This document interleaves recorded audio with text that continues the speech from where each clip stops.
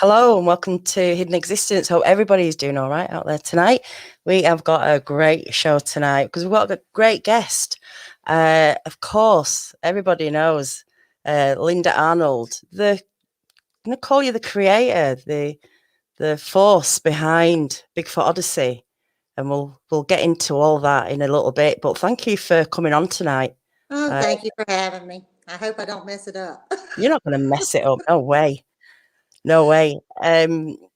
People don't realize that the ripple effect of people that go through stress and trauma, and families just deal with it without even thinking. But actually, it's very stressful, and we take on a lot, and we don't think about it because when it's someone we love, we naturally want to help. And we just do it and we just get on with it. But I'm pretty sure you went through the mill with everything with Kerry and his encounter and all that. And so, I'd love to hear your side of how things happened and the way you saw things and how you came to the idea of helping him get out of this, kind of bubble he was in. But let's go back to the beginning because I want to know a little bit about you and before Kerry's Bigfoot. Where were you at with Bigfoot? How do you? Okay. Before I never thought about it. I was raised in the woods. I'm a country girl. We do the fishing, the hunting. I could outshoot most guys, so was never really a thought as far as Bigfoot goes. I mean, I watched things on TV and was always interested in it. With that being said, I have always wanted to be a nurse. So that was always my dream through high school. And so being in the medical field, there's new things that come out all the time. So I like the scientific part, is what I'm saying. And just a few months ago, there was a new species of monkey discovered. So I always knew there's stuff out there that we don't know about. So rolling forward, as far as back then, didn't think about it, didn't care. Then Kerry and I grew up together. Now, I never really paid him any attention because he's a little bit younger than I am. So, and I was more into the playing ball. And that's where when I did see him, that's where I saw him was the ball field. But we had reconnected on Facebook and just started talking back and forth. And so I guess he was wanting to know what I was interested in. And he asked me one night, and I said, "Oh, I'm an outdoor person. I like to be with my family, doing the grilling thing." And I said, so in return, I was going to ask him, what are you into? And so this 6'4", 6'5" man, big man, comes back and he says, "Well, I play piano and I dabble in Bigfoot a little bit." So Dabble in Bigfoot. I mean, his whole answer, the piano, everything just took me by surprise. So I was like, okay, you can tell me about the piano now, and we'll talk about the Bigfoot stuff later. So, because I didn't want to mess it up, because didn't want to even talk about it really at first. So he did. He told me about the piano thing and that he had taught himself. And so he really got my attention. But anyway, carried on for over a month because he was out there working, us talking back and forth. And so when he came home, he got home late that first night. And so the next day we're sitting on the couch. He's sitting on the couch and I'm sitting on the love seat, and we're right there at each other. And I said, "Okay, so now is the time that you can tell me about the Bigfoot stuff." And his whole disposition changed. Everything changed. He stood up. He started pacing around until he got around the coffee table to the front of me, and he started telling me the story. Now, the reason why I wanted him to wait till he came home, me being a nurse, we're taught to look at body language and things because you have people that just come in seeking the drugs, and so you look at body language, you look at the pulse, you look at blood pressure, you look at different things. So I wanted him to be face to face telling me this so I could watch the way his body reacted. So immediately, like I said, he got up pacing, and then as he's telling the story, he starts talking faster. I can see his carotid pounding. He's wrenching his hands back and forth. So, even at one point he had to stop for a minute. I was like, okay, just, catch your breath and start back over. And So he finally finished the story, but it was the way, his body language. So I knew something had happened really bad that night. Never once have I doubted Kerry's story. And I know his story, I can tell you it myself because I've heard it so many times. But I also noticed other things. I'd go out on the porch at night. If he came out with me, he stood close to the door. So it was things like that that started bothering me. Now, he would listen to stuff, but he really wasn't talking about what he went through. And I don't know, he was working with Mark some, but I could tell. I went with him down to Florida the second time. And me walking away did not help matters, but when I go out in the woods, I just go and do my thing. To watch his body again, the way he responded to that. Now, of course, he never yelled at me, raised his voice. You could just tell his whole facial expression. He was ready to kill me himself. I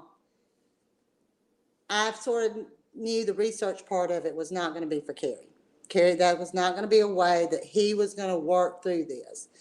So we got to talking. I was like, why don't you just start talking to people that's been through the similar things? Because I was not someone he could talk to.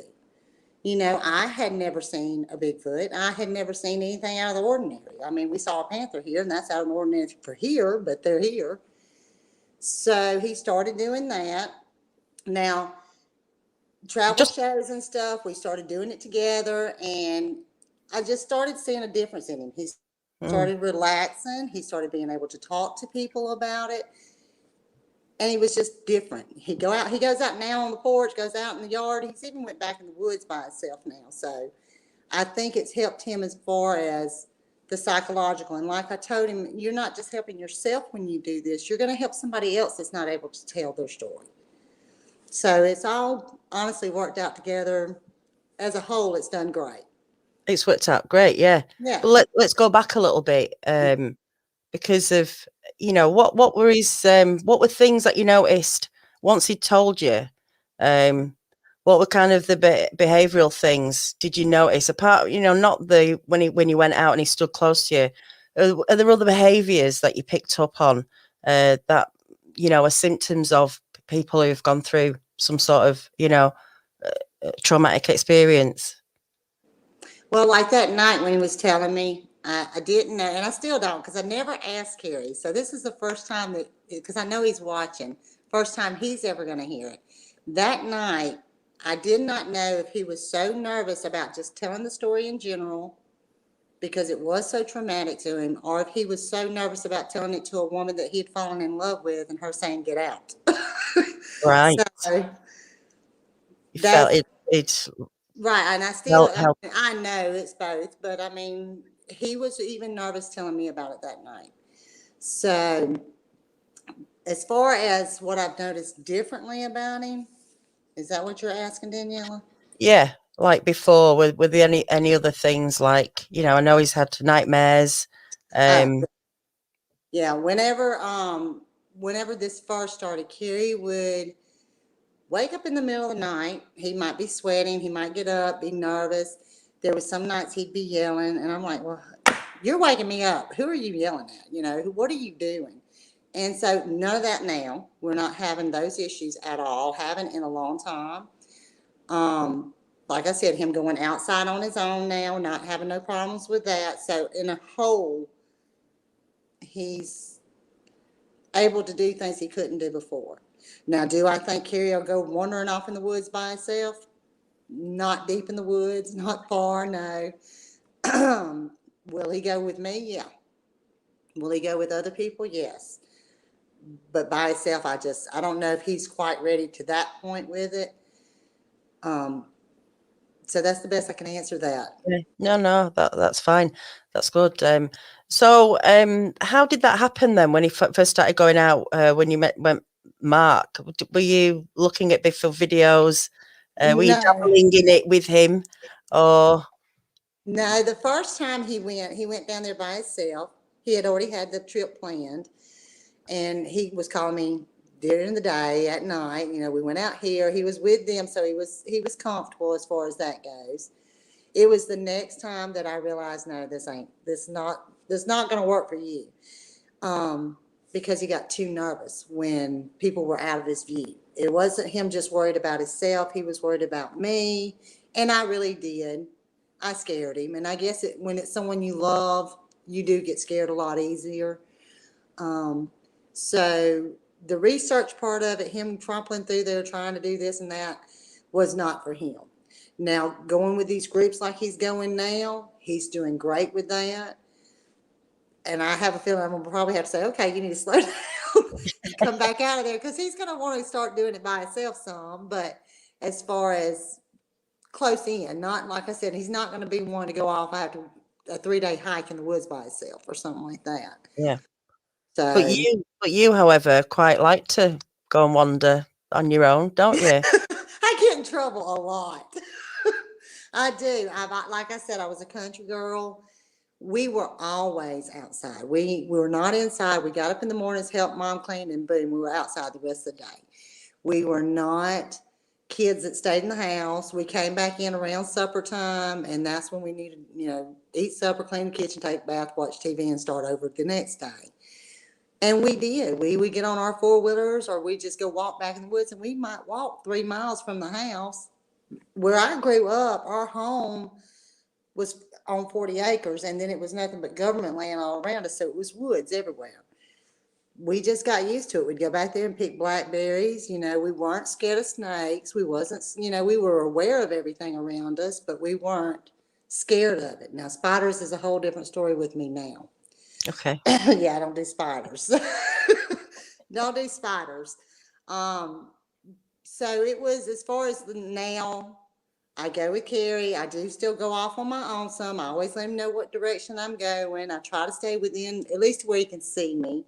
There was only one place out of all the ones we went to that I started. We had parked when we went out to the Indian reservation. We had parked. We had come around a curve and parked there in the road, and we was getting out. And of course, here I'm going to go back up and go around the curve because I saw some flowers, and I almost immediately stopped in the middle of the road, and I was like, just had this weird feeling. So I went right back, with Kerry in the group, because I follow my gut. I always have. Every time I try to follow my head, I get in trouble. So, Follow your gut. so I follow my gut because my head really gets me in trouble sometimes. But that was the only time I can remember feeling uneasy. Was out there. Now, was that Bigfoot? I don't know. Was that maybe a bear? I don't know. Could it have been spirits from the people that had passed away in the past, because it was a Indian reservation? I don't know. I just know that it was a gut-wrenching feeling that I did not need to be off by myself. So, little thing, it's made me more aware of my surroundings, which I've always been pretty good about, because that's just the way my dad raised us. He was a country guy, but he was a military guy, so he raised his girls to take care of themselves. But I do think the whole experience with Kerry has made me more aware of everything when I'm in the woods. I do look around. I look up in the trees. I look where I'm going. So. And before, when you were younger, you never heard knocks or anything like that? That when you think back now, oh, maybe. When I was younger, if we heard things in the woods, it was, a tree falling or, whatever. It didn't bother us.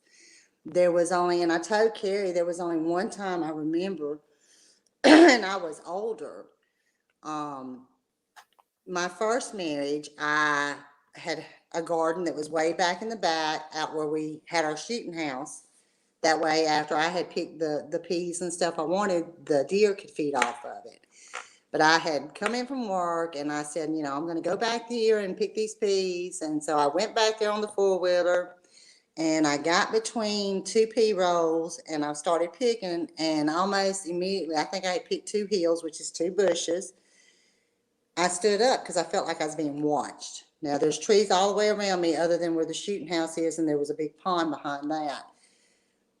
Didn't see anything, didn't hear anything, didn't smell anything. So I went back to picking and didn't get through 3 more. And I stood up, and I think what caught my attention then was that still that sense of being watched, but everything was quiet. You couldn't hear the frogs in the pond. You couldn't hear crickets. I mean, it was dead silence. And that is not normal in the woods unless a predator or something is around. So needless to say, the bucket got left, and I got on the four-wheeler, and I didn't pick no more peas after that. Wow. So Now, what that was, I don't know. I can't answer that. Mm. So I know things happen. I know there's things that we're not going to understand. So it's just made me more aware of when I am hearing something, what it could be. Yeah, there's always that possibility now, isn't Mm-hmm. there? Who knows what's out there?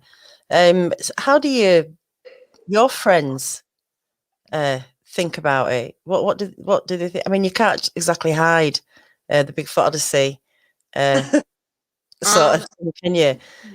Different things. Okay, I come from a very big family. Okay, there's six of us kids, and we all have children, and we all had more than three. So we have a large immediate family of 60 plus. So in the family, the guys are like, well, there have been weird things that have happened. They've listened to Kerry, they've watched the shows. And then of course we have the ones that says, oh, I've been in the woods all my life, I ain't never seen nothing. These are country people.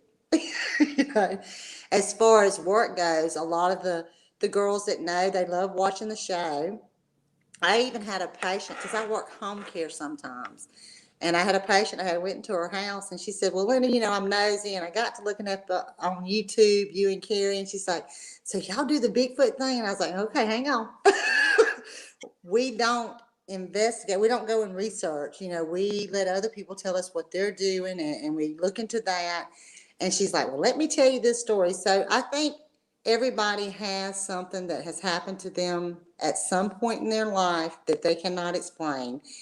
And if nothing else, whether they believe in Bigfoot or not, it opens that doorway to talk about their experience of whatever. Mm. And they don't feel, no one should feel scared to be able to say how they feel about something. That's just Yeah, how, that's what I think about it. yeah. There's a lot of damage, isn't there, that can be Mm-hmm. done to yourself that you just don't realize by not sharing something. There is. And When you hold things in, and I'm probably very bad. I'm a nurse, so I'm by nature I am a nurturer. I am someone who cares for other people. So therefore, I do put what my kids need in front of me, or what my husband needs in front of me, or what my mom needs. That's just who I am. That's the way I'm programmed. So I hold in a lot of stuff. Well, when I let it out, it's never good. It's not good for nobody. So that's why I tell people they need to find a way to constructively let it out, because you don't want to get to that point to where when you do let it out, you hurt people's feelings because you're so nasty about it. yeah, You've got to be able to say, hey, this is what I need right now. And I've gotten better with that. That's what this has helped us with. As far as in the house, because I still put the kids first, and still put Kerry first and mom first. But there are times where I'll look at Kerry and say, okay, that's it. We need to put that on the phones. No Bigfoot Odyssey, no TV. I need some me time with you. Or I can tell my mom, hey, let's go do this. So now I am, as far as that, and it could be an age thing to where I can just say how I feel about things without, because when I was younger, it would build up for years before I would say something. And then the poor person that got it was the one that got it for everybody. So I think that's a yeah, big plus of it. yeah. I'm kind of similar, one of those where you just take it and take it and take it, and then when it comes out, it's like I just like a pick and I don't, nuclear bomb. Like just flattens everything around you, doesn't it? And it does. it's not good. It's not good, and it's finding Mm-mm. a balance. Um, Unfortunately, with Bigfoot, who do you go to? And when you haven't got support like Kerry has, and this is why researchers report Bigfoot Odyssey, those channels that are out there for people to come and talk to are so important, because how does someone go to your doctor, say, I'm stressed out, I can't sleep, I saw a Bigfoot? It's not Mhm. an easy thing to do, is it?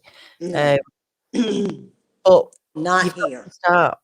Mm, Now, down here, Mississippi, first of all, the people here, we're raised from a very early age, especially our men, that you don't show your feelings with the men. You stay strong, and that's so unfair. It is so unfair because everyone has to let things out and be able to talk about it. but Mississippi's probably the worst place for that. And it goes back from way back. You know, you were in Mississippi, it was farmland, and you didn't have time to worry about that kind of stuff because you had the vegetables to get in or something like that. So I think it's better now. Men are starting to be able to talk more, you know, about it. I think that's the one good thing with the things, that way things are changing in the world. People are able to talk about, this is how I feel. This is what now granted, every action, there's going to be a response to. So whatever you choose to do in life, you have to also be willing to take the backfold from it.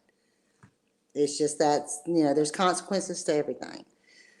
So I think it's how you handle it. And that was a big thing when all the Bigfoot Odyssey started, and I started watching some of the shows with Kerry. I was like, you know what? Some of these people are very nasty, and they all went through these same similar experience, but they're so nasty to the other person, I didn't understand it. Why not just work together, let them get out their story, keep what you thought to yourself if it was going to cause, you know, a lot of turmoil and stuff. So that was the big thing with the show. I told Kerry, I didn't want that. I didn't want people arguing, and it should be a place where people felt safe to come to and bring people together. And I think he's accomplished that. Kerry has done a very good job with that. Granted, he's had to block a few people out because some people, your story is never as good as my story, you know, have that attitude, and that's not the way it is. Because some have good experiences and it hasn't been that traumatic like with Kerry's, and some have. So you got to have that medium of, this is a safe place. Yeah, definitely. And I agree. You've got to, if you've got, if you can tell your story, you have to listen to someone else's story. Mm-hmm. That's the other thing to it. One thing might sound ridiculous to you, but maybe yours sounds ridiculous to someone else. So it is a very difficult place. But like you say, that anger, nastiness that comes from these experiences is just, it's not healthy. I know it's part of it, but that people have to get a release somehow to get this out of their system and see that there are other ways of getting some help and communicating with people. Because if you don't ask for help, you're not going to get it. And if you're demanding it in a negative way, you're going to feel even more isolated, and it goes on and on then, doesn't it? Absolutely. It's just like a husband and wife. I adore my husband. Could I choke him at times? Oh, yes. And I'm a nurse. I know how to do it. Bring him back and choke him again. But I absolutely adore and love him. So if we get into a disagreement and we can see that there's not going to be none of that. Now, of course, when it first started, no. But now, and we can see there's not going to be none of that meeting in the middle right now. Okay, I go outside, he goes inside. I know that's backwards. Usually the man goes outside, the woman's we're backwards. And in 5 minutes, it ends up as, honey, I'm sorry. And it's a communication thing. You've got to find some safe way of communicating, because when communication is broke, you can't open yourself up. So you hold stuff in, you get hurt, you withdraw. That's why there's so much divorce in this world. That's why there's so many families fighting against each other. There's no communication. And it's because we're all on our phones doing this instead of talking. Yeah. So that's just how I feel about things.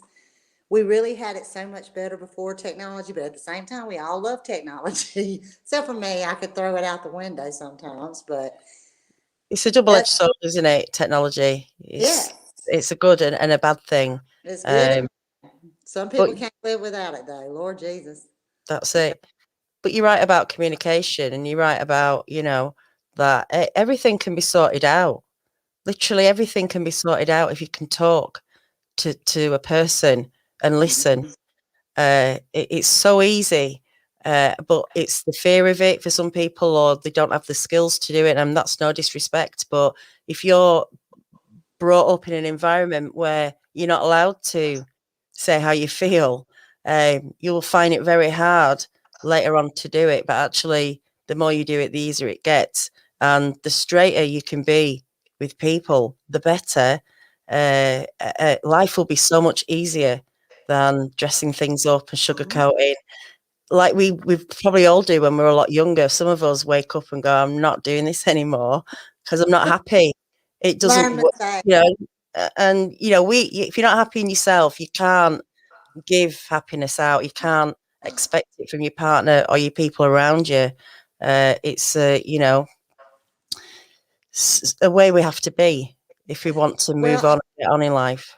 absolutely. But and in Kerry's situation, he had went through so much in that year's time with all the family deaths and the friends' deaths, and then having this happen, he just sort of everything just sort of closed off because he felt like he had no one. He didn't have his mom, didn't have his dad, didn't have his friends, so he just closed it off and didn't really speak to anybody. And he says he became very nasty. So I think now that he's opening up and he had this happen to him, he has started being a better person. Lord knows my mom will never want for anything because if she wants something, Carrie's going to see that she gets it. So I just think sometimes things happen in our lives. Why it happens to one person and not another, no one will ever know. But those things happen for a reason, and you just got to figure out what that reason was and grow from it.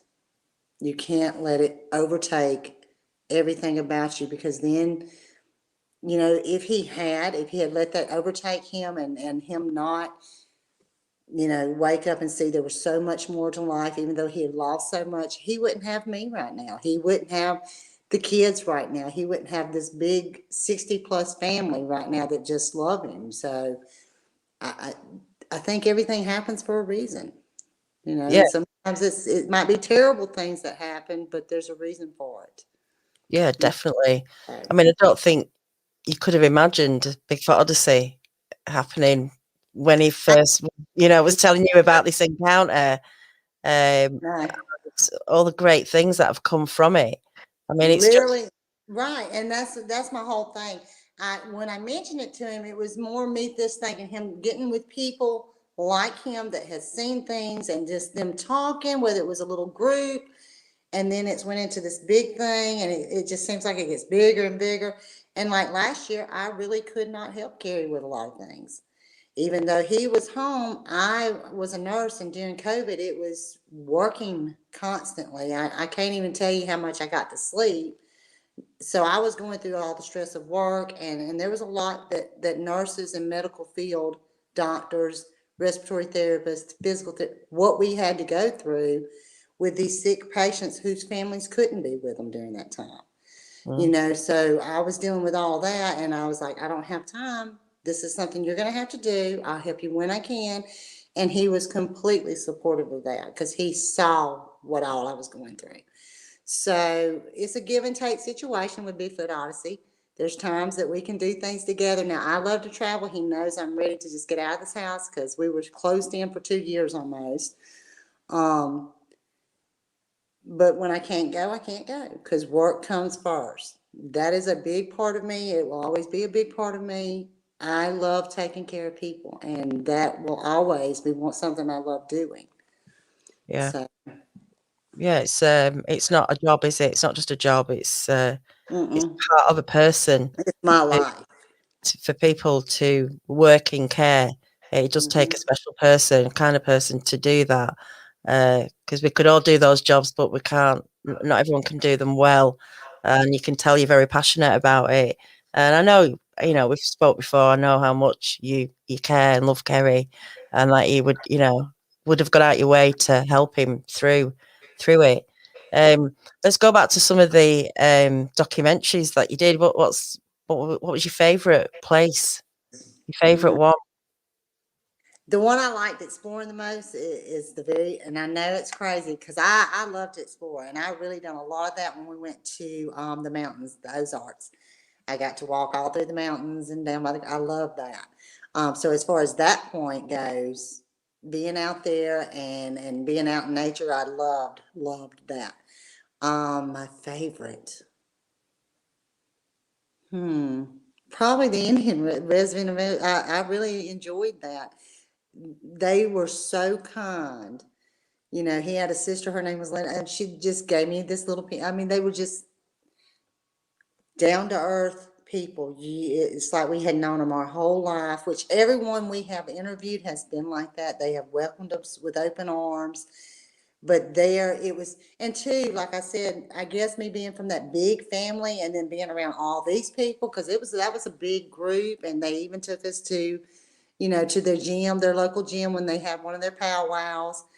So being around that many people, I was very comfortable there.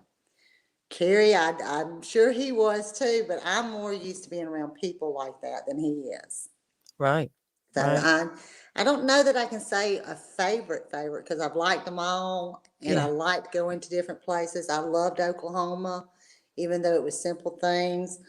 Um, I don't know. I just like seeing different places and discovering different things. So I can't really pick one in particular. So Yeah. Well, which place made you the most nervous then? reservation. It's That's so hands that seems to be, yeah. That's the only one. I mean, that question I can answer from the get-go. It's the only one in that one particular area. I never walked away from the group. Kerry never had to. I was right there with them the whole time. And I had walked away originally, even after we first discovered the footprint right there at the trucks. I still was walking down the road. And then, like I said, that's the one place that my gut told me to stay put. So that would be the only one that really made me nervous. That's strange, isn't it? I think everyone felt a bit like that there, didn't they? Kerry, I think The said he whole could group. feel the atmosphere in the air. That's if anyone's got any, I know people are putting questions up, and I've Yeah, been now I reading can't them. see chat the way I got it set up, so you're gonna Yeah, have to Linda can't talk. see him. So if you want to start putting some up, because I can see there's a lot, but I don't want to go back too far. Oh, this is actually something I was going to ask you, Tracy R. Bohem. Linda, don't you want to push the envelope and have your own Sasquatch sighting? If I see, okay, and this is where Kerry says, no, you don't want to do that. If I have one, I have one. I swim in the ocean. I love to swim. I love water activities. I snorkel, you name it, I do it. So when we go off on cruises, I'm the one that's the idiot way out there, and hopefully you can get back.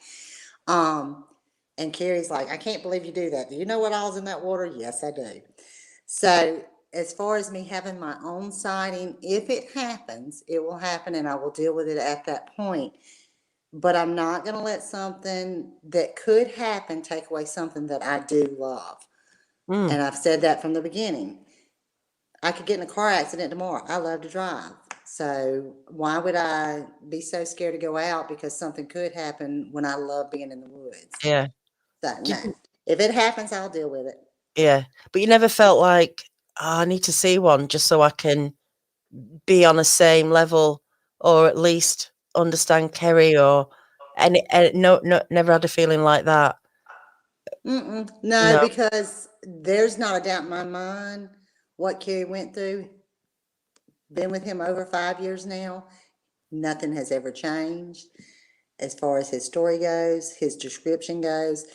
And so I believe everything he says. And then you have all these other people from different states all over the world. They're seeing something. So, and like I said, there is so much of just the land. We won't even talk about the oceans because the oceans are so deep. We don't know what all's down there. We can't go down that deep. Just the land. How much land in the United States alone is has never been touched by a human foot because you can't get to those areas. So I don't know. God created a lot of things, so you Who can't knows? knock it out. No. No. Zach, Rooted Expeditions. How you doing, Zach? Linda, great to see how big of a help you played in helping with everything with Kerry's encounter. What was the hardest thing? Kerry's hard-headed. No. I'm the hard-headed one. He's I just thought I'd do things, but getting back for a minute. The hardest thing. The hardest thing. Really, honestly, Kerry was always open to things. So I don't, as far as, we had to discuss things a couple of times sometimes, but I guess the hardest thing and everything is me being able to get away from work to go with him. Now, when he went out to Collins, to his area where his encounter happened, he already knew that first trip out there, I worked that day. He knew I was going to meet them out there and he was not to go in those woods until I was there. Now the second time they went back, I was fine with him going with the guys, but I wanted to be there the first time just in case, and I think that was probably the hardest one to do all the way around. Walking out there with Kerry, Kerry's stride is so long. I'm practically running to keep up with him sometimes. And that day he was, and I was like, okay, you're going to have to slow down, because we're walking through this road that's uphill, down here, ruts here. So that's one big, I guess that was the hardest thing all the way around. Even the filming, even the sitting down doing the intro, the outro, that was probably the hardest one to do. Right. So Kerry is a perfectionist, okay? Kerry and I, we are a lot alike, but we're a lot different. He's iPhone, I'm an Android. I'm OCD, he is not OCD. But when it comes to something we do, my medical stuff, I am perfectionist. I want it done right.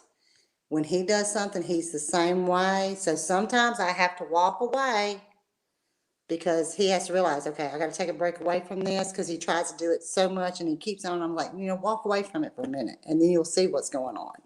So it's little things like that. Who's the best cook? Who's the best cook in the kitchen? See, and I knew you was going to ask. I was in the shower, taking a shower for this. I said, I know what she's going to ask. So I'm going to be honest. When Kerry comes home, I love it because he does most of the cooking. Now, when it comes to the traditional meals like Christmas, the dumplings, the dress, I enjoy that because I was used to cooking for a big family and now I have to wait till Kerry's home to cook for 3. My kids are grown. But when it comes to cooking, I'm a very picky eater. So Kerry is honestly, he's very good especially when meats and stuff like that. But he has to cook almost 2 different things because I don't eat anything tomato based. I don't eat tomatoes. I don't eat ketchup. I don't eat anything tomato based. No pizza, no pasta, nothing like that. Wow. So if we have spaghetti, I'm going to have a white sauce. Mm-hmm. I don't like anything to do with tomatoes. Onions, I love the flavor of onions, but I cannot take an onion in my mouth, whether it's raw or cooked, sauteed or what. So a lot of onion powder. So, and bless his heart, he'll cook 2 totally different ways. That's a lot, isn't it? That's a lot. Kerry is honestly probably the better cook, and you really want to know the truth. Our son in here that's 17, he's been in Culinary, and the kid can cook. I love to smell when he's cooking. The whole house smells good. So, boys, I think, do better when it comes to meat and things like that. Vegetables, I love vegetables, but now Kerry's good with his asparagus. So. What's his signature dish then? If he was inviting someone around if he was inviting you around for a date night dinner, what would he cook? We're going out to eat. We're not cooking. Going out. But Kerry has this dressing that he cooks at the holidays, which he tried different ones on the family, and they've all agreed this is the one they want, and it's the is it crawfish? No. It's lobster. It's a seafood dressing, and so that's what he cooks. And this doesn't have the oysters. He tried the oysters, and some of them liked, some of them didn't. But he has that dressing that he has to cook. We have a niece. That's the first thing out of her mouth is his Uncle Kerry cooking the dressing. I was like, he's cooking his side dressing, so he's got himself into some trouble when it comes to stuff like that because now he has to. So he has to be home to go spend that $80 on that dressing. Because like I said, it's a big family, so it's this huge thing, and then I get to clean up all the mess. So he's doing his dressing while I'm doing mine. So wow, having cook-offs. Let's go back to a little bit of Bigfooting. Have you heard any unusual sounds in the forest from Joni? Joni, with me when I'm in the woods and stuff, when I hear things, I don't really say it's strange because you can hear all kinds of things in the woods. The woods is also a place, especially at night, even somebody that's been in them all their lives can scare themselves. So I don't when it comes to noises, because all animals make different noises when they're walking or when they're making sounds, verbalizing. So when I'm in the woods, it's not the noises that bother me. It's when it gets completely quiet that it bothers me. Because when it's quiet, that's going to be usually some type of predator is close. You'd be great to go out into the woods with, because you're very level-headed, and you know, I can climb a tree better than most. I would have no qualms going out with you and feel 100% safe. Because I just know if anything come at us, you'd get him in a headlock and knock the hell out of him. Well, if I I know couldn't you do would. that, I could outrun you out of there. I promise. There you go. I can tell you which one of us is going to make it through it. So, Greg Self, this is true. Linda, thank you. BO would never have happened if it wasn't for you. Thanks. Yes, it would have. I just had to give him a little nudge. Kerry does 99.9% of all of this. Y'all don't want me touching a computer. You don't want me trying to edit anything, because he won't have a computer when I got through with it. I throw it out the window. Kerry really works so hard when he's on these shows. And when he comes home, he's limited time at the house, but I go to work. He's in there trying to work and do the editing then so we can have our family time in the afternoon. So he works very, very hard. And the way he sets it up, it's so funny. For people that's went with us, they'll say, oh, this ain't going to be nothing. And then he gets through putting it all together, and they're like, wow. Because, I mean, somebody just sitting there talking, it don't. But he makes it into the show it is. Definitely. But that's after, I believe, that you gave him the inspiration to do that. And this is about going back to support. And it can just be a few words. It can just be helping someone realize that they can do something. And without that, you know, things don't happen. Support is a massive, massive thing for people, because those that don't get it really, really struggle. And those that get support can do something, or are able to do it. And it's consistent support. And you're doing it whether you realize or not. You're doing it all the time. I have a habit of not taking credit for it either. So that's well, I get that. But when you strip it all back, really, you've been there and you've been the rock for him, and you've helped him through it, whether you want to take the title or not. And it's not about taking titles and pats on the back. It's something you do because you loved him. You loved him. You love him.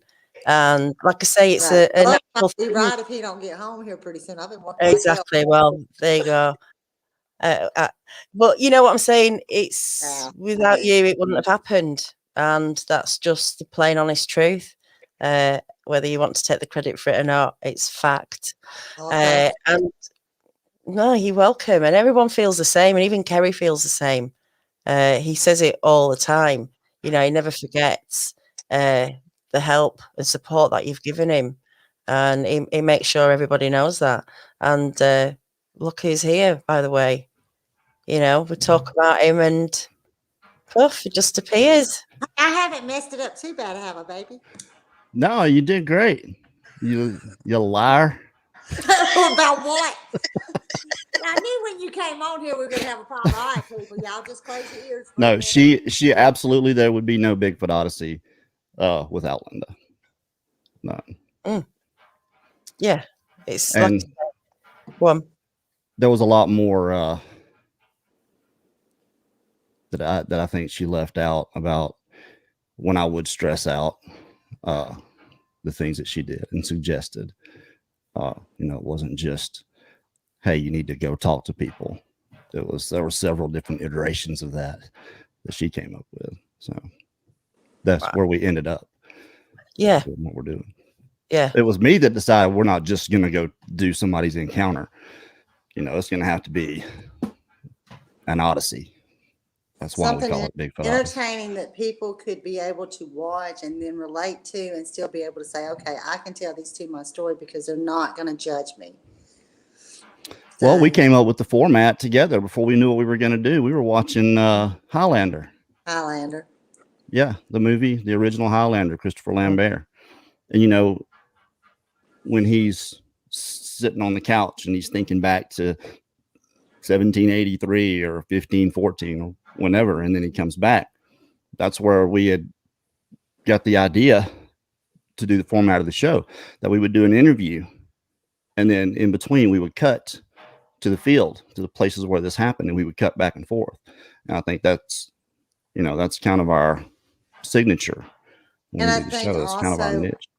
Well, and two, with Bigfoot Odyssey, I don't think any story can start unless you start from the beginning. So you have to know what that person was like before Bigfoot. There's a lot of police officers, there's a lot of lawyers, doctors, educated people that have been through this. This is not a backwoods country thing. So I think you have to know who they are and how they got into it, because that's really the story there. Not what happened, but what made them start doing it. So I think that's a big part of it. And we have met people from all walks of life. Lives in the valleys, lives in the mountains, lives in the towns. I mean, Carl and them live literally in the middle of a suburb. And I was totally shocked by the activity they were having. So I think that's the biggest thing, is you have to know what these people went through beforehand.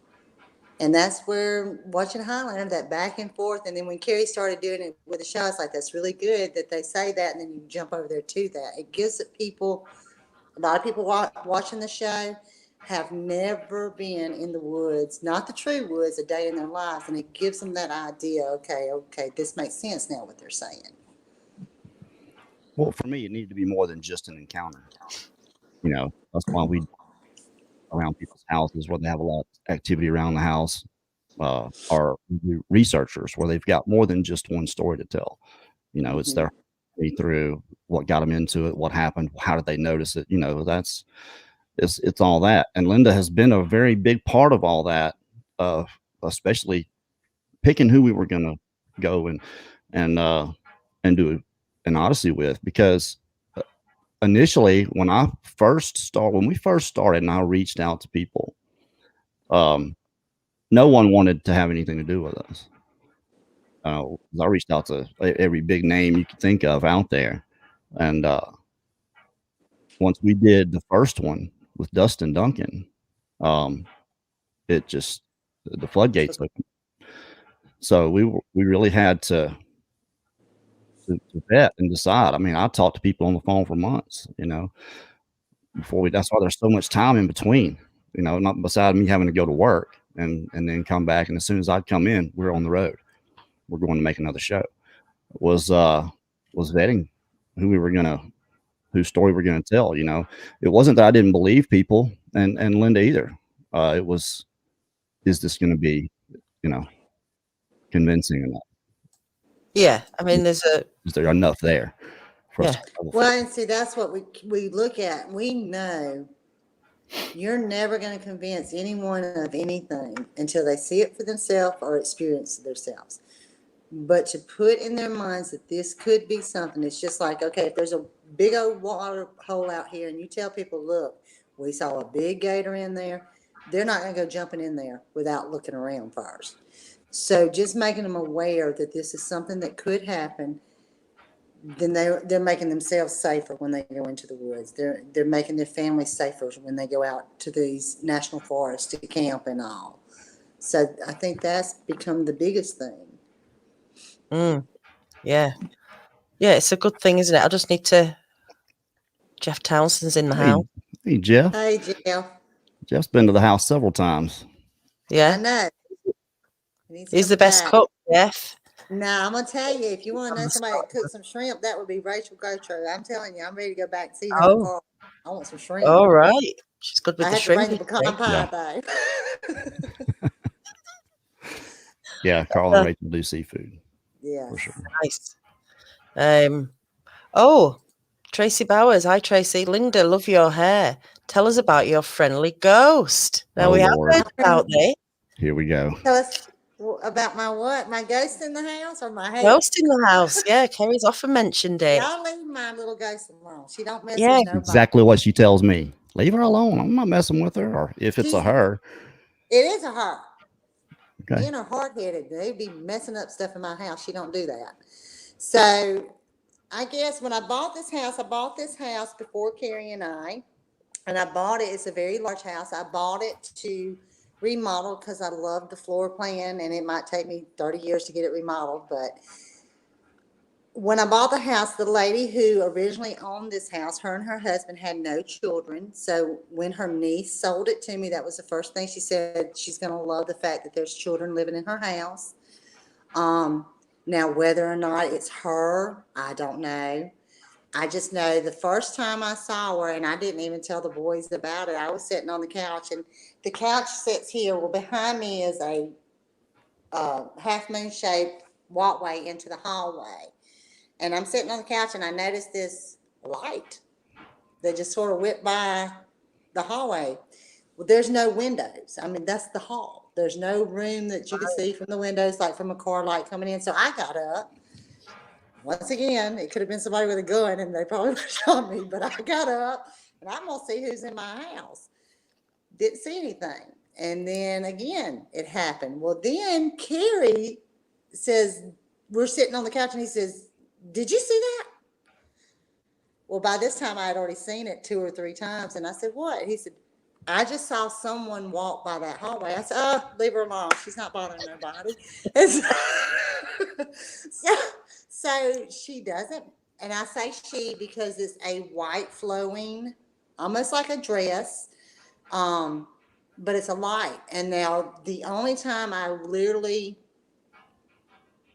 because when I get up and go, I never see anything. But one night what was this, Kerry, that I told you? A couple months ago. It's been a couple months, maybe 3. I got up, I'd been busy all day. It was nighttime. I got up, went into the hallway, and I was moving pretty fast.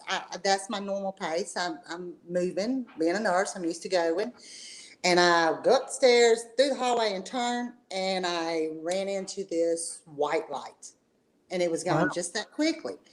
And I told Kerry about it. I said, I don't know, I just ran into her. She wasn't mad or nothing because, we've never had no problems. We'll hear little noises in the house, but never had no problems or anything like that. Did you feel anything? Did you feel anything with this light thing? When no. It's just like I walked through this light. Wow.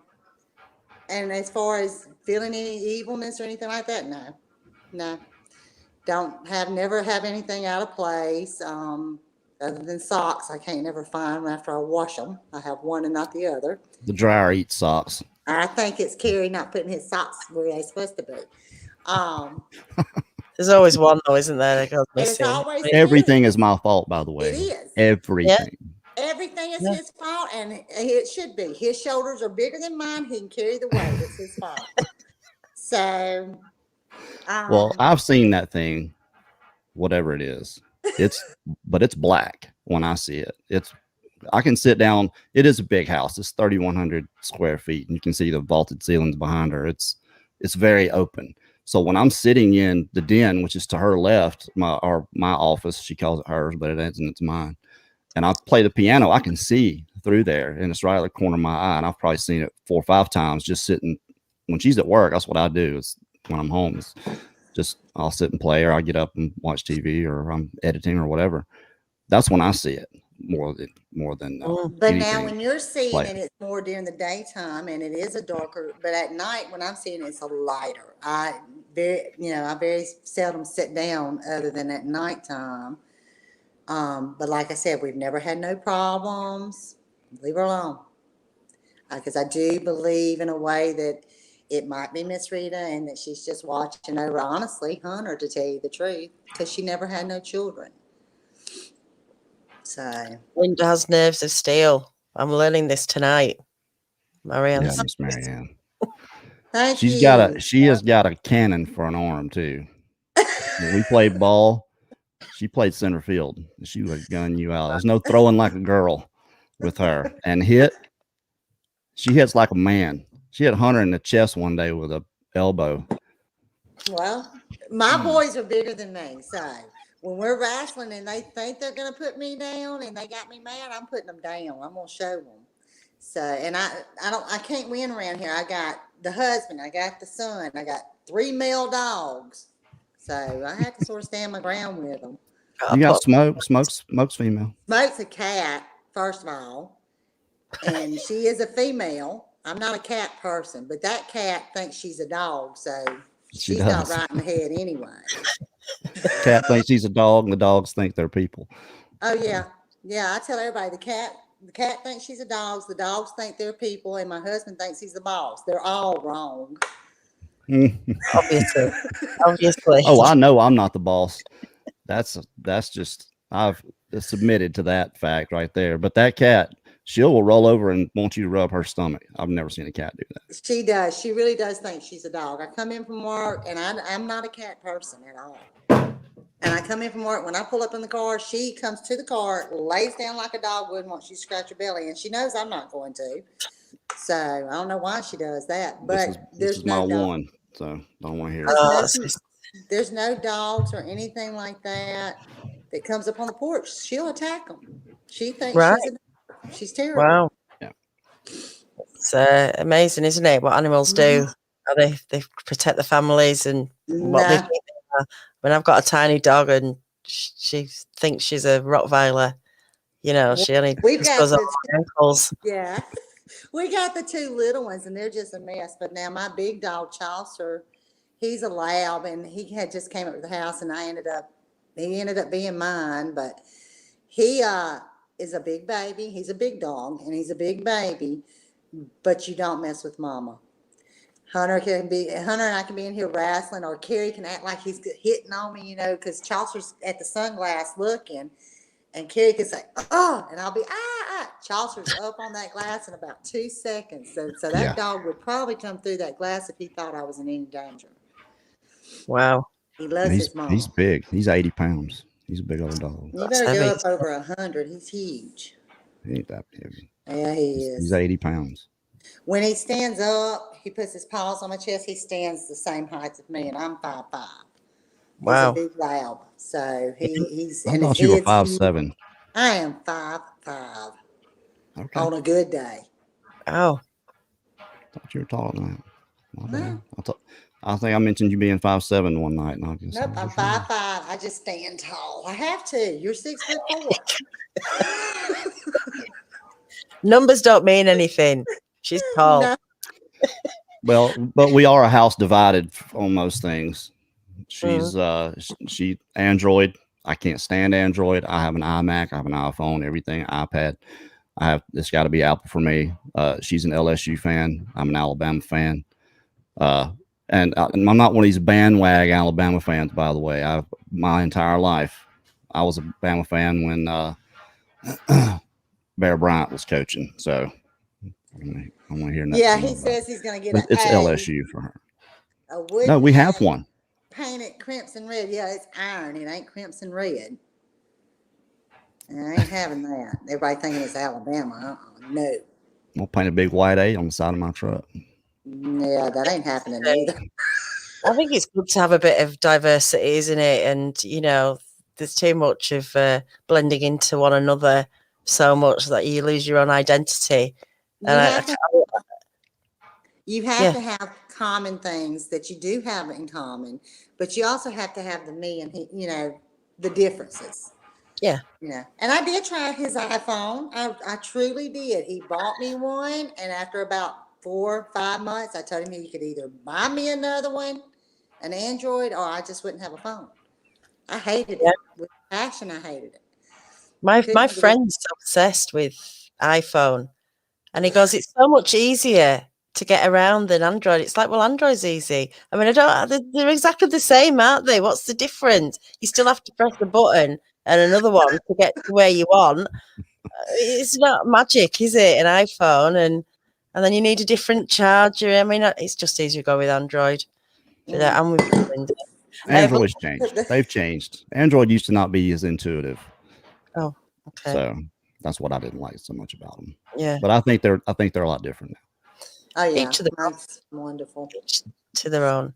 Well, everybody's really enjoyed seeing you guys here tonight, but you're going to be somewhere at a conference very soon, aren't you, Kerry? Yes, we'll be in Gatlinburg on July 24th. I had to talk her into it. You know, we're going on vacation. And she's like, no Bigfoot. I'm like, it's right there. We might as well just go, you know, show up for a day. There's people that want to meet us and see us, and there's people that I want to meet and see. So she's submitted to it finally. So no, we have not had a family vacation in over 2 years. After last year, I deserve a family vacation. And we're not even going but for like 5 nights. And I'm taking Mom. So I did say, yeah, we will, because I've sort of missed people too. And I've made some good friends with this. So we are going to go. I think the conference is from like 9 to 4 or something like that. So I told him we'd go in the morning, like 9 to 12 for 1, and then come back and get Mom and them, and then we'll start our vacation. Yeah. So he'll enjoy that. Yes, Gatlinburg, Tennessee, if anybody wants to go. At the convention center in Gatlinburg. Okay. We'll probably make an announcement for you before then anyway. Yeah, it's a ways off. It's a way off, but at least people can put that in the diary. What about the Michigan conference? Tracy Bowers is asking. Can't make it. Oh, okay. It's too close to the other one, and this is the only time I'm going to be able to have a vacation with the family. Look, if we're vacationing in Pigeon Forge, it's 10 miles away. And if we weren't vacationing there, there's no way we'd be going to the conference in Gatlinburg. It wasn't anything we planned. It just happened to be at the time we were going to be on vacation. And it's just because of the way I work. I'm going to be out here for another month. Then I'll get to go home for a week and then back out here for another 5 weeks. And then when I come home, we'll go on vacation. So I'm never home. No, we have to plan for you, don't you? Yeah, we have to plan things around his work. And also, after COVID got out, I now work right here close to the house, literally a half a mile from our house, doing the wound care, which I love. So I have to rebuild up those PTO days and stuff. So we have to work around a lot right now in order to do stuff. Well, that's fair enough. And yeah, you have to work it for yourselves, don't you? That's the most important thing. At the end of the day, it's you've got your lives up. Yeah. Bigfoot Odyssey comes, you know, after that when it can. Even though we get a lot of it, you put a lot into it, you guys. So I think you deserve a break when you can get it as well. It's good for everybody, isn't it, to have a break? Is Pigeon Forge and Gatlinburg the same place? No, you got Sevierville, Pigeon Forge, and then Gatlinburg. Gatlinburg's about 10 miles from Pigeon Forge. Yeah, Pigeon they're not Forge the same. Is going to be, they're not the same, no. Laugh away, Lethia. They're not the same. Robin, we go there used to go there every year. June the 24th? July. July. Oh, right, okay. And we'll be down there till like the 28th. Yeah. It's going to just be me and Kerry and Hunter and Mom this time. So. Okay, sounds good. Hello to Livewire. Mark. Hey, Livewire. I've had quite a lot in tonight. I'm sorry if I've missed people's questions and stuff, but I think should we get vaccinated? Careful. Okay. We'll say this. Linda and I are not. I'm not vaccinated. I'll be honest. I'm not. Now, most of the nurses and stuff that I work with are. I'm not. We're waiting to see what starts falling off of people. I'm waiting to see if anybody starts growing 4 or 5 arms or legs. Then I'll just. That will be interesting. We'll do a show about that. If anybody starts growing a leg. I think everybody needs to do what you feel safe about doing. As a nurse, I work with COVID patients. I was around it. I know what it can cause. I know it can cause death. I mean, I saw everything. I also saw people have just like a severe case of the flu. So it affects everyone differently. I'm just the type of person, I don't even take the flu vaccines. I'm never sick. That's just me. I don't get sick. I don't take any medication other than an occasional ibuprofen. So I just felt like I should not take a vaccination that I don't know what it's going to do to me when I do know what COVID can do. So I weighed my own options. Now, like I said, most of the nurses I work with, they have. So I think people a certain age and a certain health should.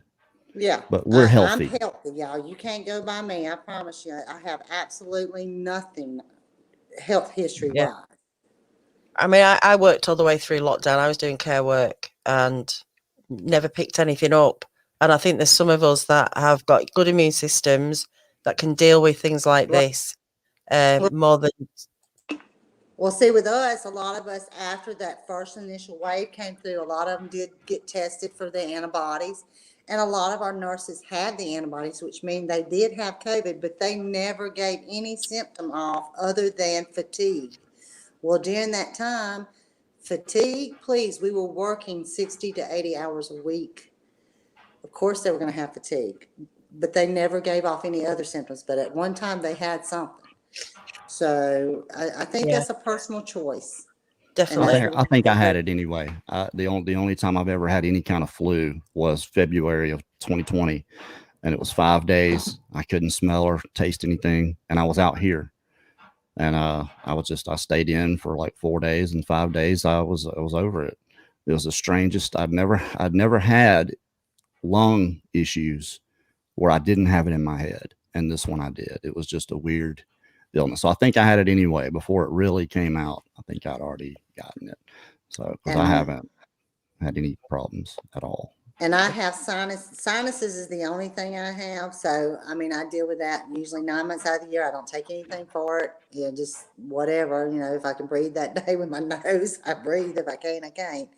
So, and I'm notorious for when I don't feel good, I still keep going. So I just think that that's a personal choice. Yeah. I tipper.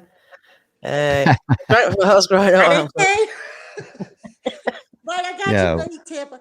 I literally do not like water. I will drink it out of my mama's water hose because it's still well water out there, country water. Well water. I'm not a big water drinker unless I'm outside working. But you get that water hose taste. Yeah, can't beat that water hose taste. Water hose and just get you what you want and go in. Swim in the creek. No telling what all was in that water. We've been tempered in whatever is out there for our whole lives. I walked through cow pastures with no shoes on, so believe me, you name it. I think we grew up very differently, didn't we, to what people are growing up a different generation. Where we got mucky, we played in stuff we shouldn't have done, we ate and drank stuff we probably shouldn't have done, and we're still here telling the tale, still drinking and eating some of that stuff, but hey, we're all right. Look, tomorrow night, Kerry, you're over on Zach's 5 o'clock edition at 5 o'clock. Go and check him out. I think there's a link on Bigfoot Odyssey as well to that already for you. But Linda, thank you so much for coming tonight and sharing with us bits and pieces of Kerry's encounter, your experience from it, and the journey, I guess, to now, which is amazing, really, when you think about it, and when you think that over 35,000 people are following your journey. That's a lot of people. That's a lot of interest. We had a lot of friends doing it, so you must be doing something. You must be doing something right. What's that's me pointing at you.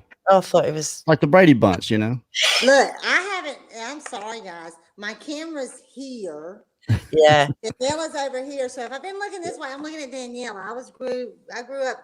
You face people when you talk to them, so this side of my face is getting plenty of views. It's not like a mirror. You got to get used to this. It's not. It's completely counterintuitive to what you're used to with a mirror. It's backwards. Yeah, I know what you're going through there. Looking at one thing and the camera's the other way. But yeah, no, it's been great having you on and getting to know you. Yeah. Thanks for inviting me too. Oh, you're welcome, Kerry. Did you ask me for a link though, didn't you? No, I wanted you to come on. I did. I wanted you to come on at the end, towards the end, just so Linda could have a bit of time to get it all out. And it's been good. So I could correct her, is what it was. No, correct me, my foot. Exactly. Save this till later, guys. Nervous. Kerry is like natural in front of the cameras and stuff. I'm just me. I can't help it. Most of the bloopers are going to be me. I can't help it. But he's just a natural, and he is very articulate. You know, he says his words. I'm country. I'm as country as they come. I'm going to say good night, y'all. That's just me. I'm country too. I No, can be I'm not. country too. as well. Well, look, we could talk all night. Bye. No, you got to get to bed. You've got to get to bed. I've got to get to bed. Thanks, guys. Kerry, Linda. Thanks to everybody in the chat, everybody who made a comment. I'm sorry if I missed them, but we had a good night, and I think I've got all the questions out and the general gist of what people wanted to know. We could always do it again if Linda's up for it. No, okay, we won't. Yeah, we will. We will. All right, guys, don't forget tomorrow night, Kerry's over on Rooted Expeditions at 5 o'clock. And then after that, I'll be on Hidden Existence with Anything Goes with Jason. But until then, everyone, have a good night. And night, y'all. Good night, y'all. You